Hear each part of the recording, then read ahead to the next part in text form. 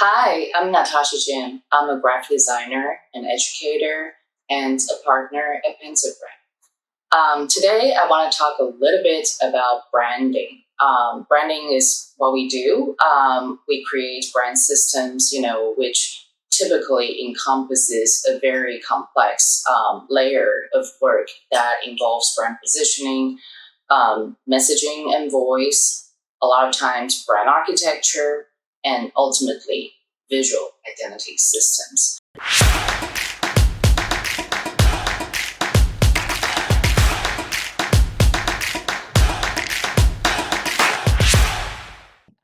A lot of times clients are really confused, and I think in young professionals and students too, about the distinction between branding and visual identity. I see a lot of students I teach that they called a visual identity design exercise branding. Okay.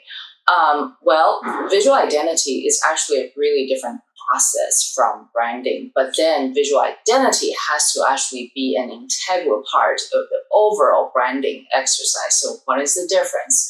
Well, the way that I explain it is that branding involves a lot of market research. It's really about understanding where the brand is in a larger context, and also really look at the brand from a business point of view, and a lot of times from a linguistic point of view too.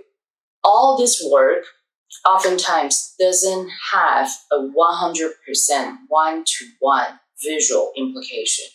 So how do we actually create visual identity while honoring or supporting the brand positioning?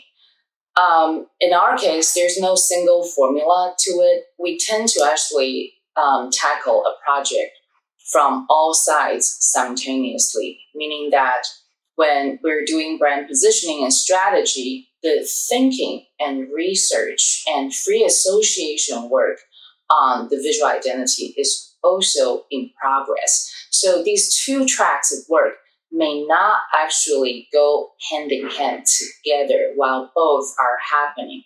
But then there will be a point where we bring them together, really look at how the brand positioning, which has a lot of different, brand attributes and qualities that we define, and how the qualities that we define from visual can actually come together. It's a process of editing. It's a process of amalgamation. It's a process of synthesizing these two sides together. And that overall is a branding outcome. And I want to talk a little bit more on visual identity design. I think, again, it's oftentimes a really mysterious process to young students as well as to clients. Meaning, how do you actually come up with the different elements in this system, from logo type, font choices, color, illustrations, photography? How do you actually create that, and why do they go together? So the analogy that I use for visual identity design is cooking. So we all know how to cook to different degrees. We all like to eat, right?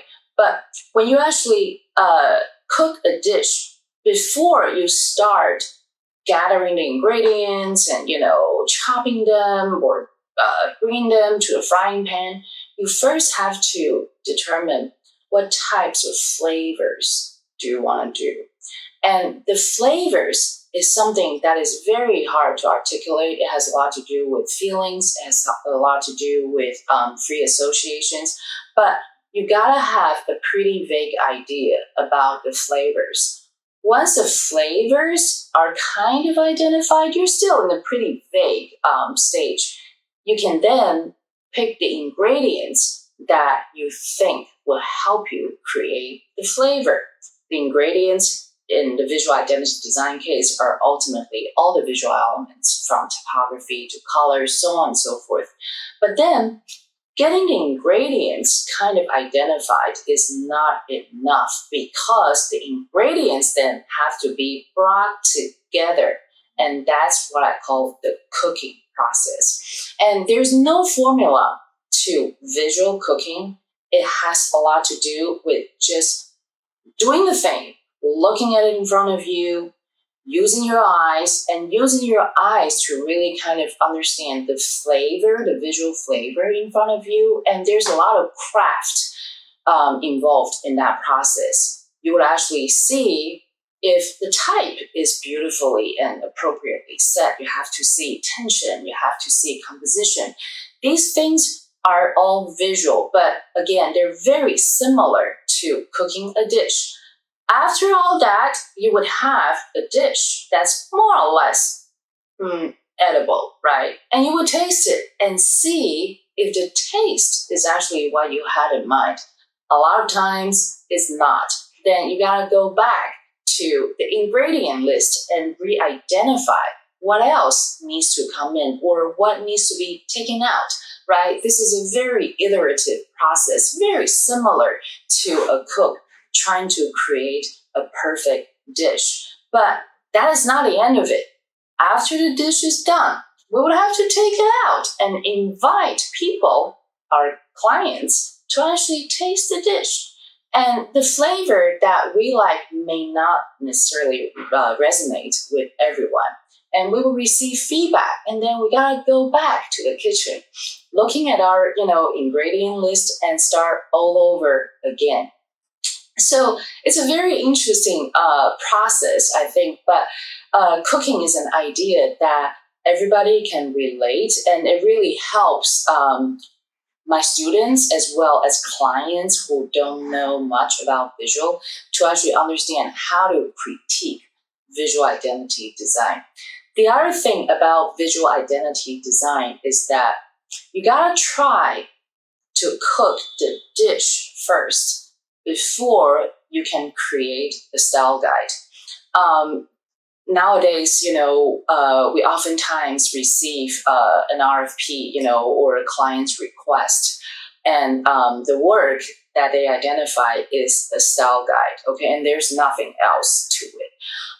The thing about style guide is that style guide is actually the final recipe, okay, that is an outcome of this sort of, trying, testing, cooking process, right? And without that process, you can't really finalize the ingredient list, you can't finalize methods of cooking and create a recipe, meaning a style guide. So here, you have to really go back to the ingredient list, and I actually find this analogy very, very useful for everyone.